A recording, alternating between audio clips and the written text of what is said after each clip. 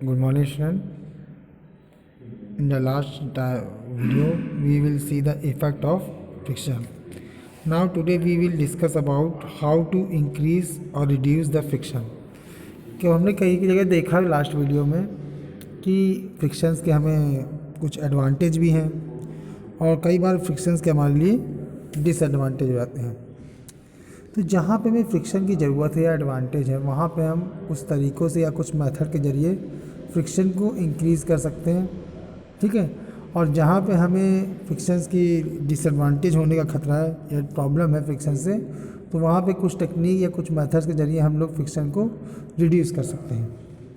तो now there are some ways we will discuss there to how to increase और decrease a friction.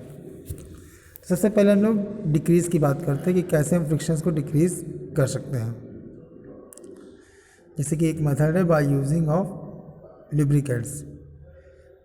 Generally आपने देखा होगा cycle चलाते वक्त हम लोग उसमें ऑयल वगैरह डालते हैं ताकि वो स्मूथ चले, ठीक है। तो when you play a carrom you sprinkle fine powder on a board. हम लोग जब भी कैरम खेलते हैं तो हम लोग फाइन पाउडर को स्प्रिंकल करते हैं। For why? The powder make the surface of board smooth, so friction is reduced and striker move easily। इससे क्या होता है, पाउडर से जो फ्रिक्शन होता है वो कम हो जाता है और हमारा स्ट्राइकर जो है वो आसानी से मूव करता है। Thus, friction can be reduce by making surface smooth. तो फ्रिक्शन को हम और भी तरीके से रिड्यूस कर सकते हैं जिससे हम सरफेस को स्मूथ बना के, अभी ऊपर देखा पाउडर वाले तरीके में। तो material use for making a smooth surface called lubricant. ऐसा कोई भी मटेरियल जिसका हम इस्तेमाल कर रहे हैं जिससे हमारा सरफेस कुछ स्मूथ हो जा रहा है, उनको हम लुब्रिकेंट यूज़ करते हैं, जैसे कि oil, grease, graphite, boric powder, talcum powder, है ना।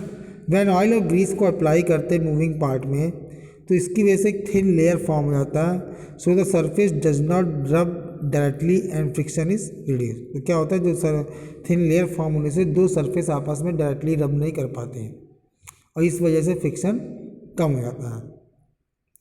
बाय रिड्यूसिंग फ्रिक्शन हमसे क्या फ़ायदा होता है कि हमारे जो पुर्जे वगैरह है किसी भी चीज़ के, मशीनरी के, वो वियर एंड टियर नहीं हो पाते हैं। So it can reduce the wear and tear of moving part and moving become smooth। Moving भी स्मूथ हो जाती है, wear and tear भी नहीं हो पाता। जैसे कि हम बाइसिकल को ऑयल करते तो वो रन स्मूथली करती है। ग्रेफाइट को यूज़ करते लुब्रिकेंट जब भी इलेक्ट्रिकल कांटेक्ट हो कहीं पे, ठीक है। Because it not just serve as lubricant, केवल ये लुब्रिकेंट का काम नहीं करता, it is a good conductor of electricity. इसके अलावा और भी तरीके हैं रिड्यूस करने के, that is ball bearing. Ball bearing का इस्तेमाल क्या करते हैं, तो बाय यूजिंग बॉल बेयरिंग, जैसे कि हम एक्टिविटी 4 में देखे थे, we can reduce friction by using wheel. हमने व्हील को यूज़ करके फ्रिक्शन को रिड्यूस किया था। तो उसी तरह wheel can be push easily. हमें देखा क्या कि व्हील एक हैवी ऑब्जेक्ट को आसानी से पुश कर लेती है। तो use of ball bearing in moving part of machine reduce friction. तो बॉल बेयरिंग का इस्तेमाल करके हम लोग फ्रिक्शन को रिड्यूस कर लेते हैं। कहाँ कहाँ यूज़ होता है, hub and axle of ceiling fan and bicycle. तो हमेशा हब और एक्सेल के बीच में इनका इस्तेमाल होता है। अगर कोई फ्लूइड फ्रिक्शन हो, ठीक है, जैसे ड्रैग है, तो उसको हम लोग रिड्यूस कर सकते हैं एयर और वाटर के फ्रिक्शन को बाय स्ट्रीम लाइनिंग। उसका शेप स्ट्रीम लाइन बना के फ्रिक्शन को रिड्यूस कर सकते हैं। जैसे आप एरोप्लेन में, रेसिंग कार में, बोर्ड का आगे वाला हिस्सा नोज़ के फॉर्म में, ये सब देखने को मिलता है। तो resistance offered by the fluid is a minimum when the shape of body is stream line. आगे से पॉइंटेड, मतलब जिस डायरेक्शन में जाना है उस डायरेक्शन के हिस्से को हम लोग अपने मूविंग ऑब्जेक्ट का पॉइंटेड कर लेते हैं। Resistance offered by fluid is minimum when the shape is streamlined. You know that the body of bird and fish have streamlined shape, क्योंकि बर्ड्स और फिश की बॉडी भी स्ट्रीमलाइंड शेप होती है और उससे फ्रिक्शन रिड्यूस हो जाता है, जैसे बर्ड्स का एयर में और फिश का वाटर में।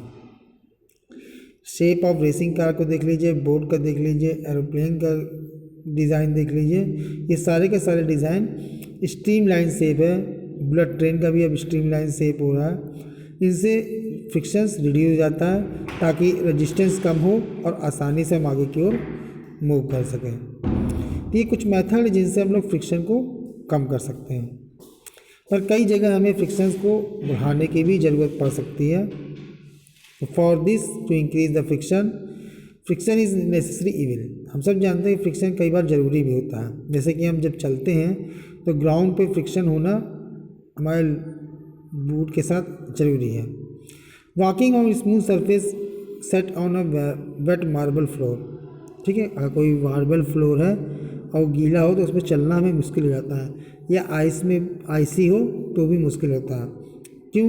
Because the friction is less on the smooth surface. Smooth surface में फ्रिक्शन कम होता है। To increase friction object are made rough. तो हम फ्रिक्शन को बढ़ाने के लिए क्या कर सकते हैं? ऑब्जेक्ट को रफ कर सकते हैं। That's why our sole of shoes have grooves. इसी वजह से हमारे ग्रूव्स, सोल में ग्रूव्स होता है।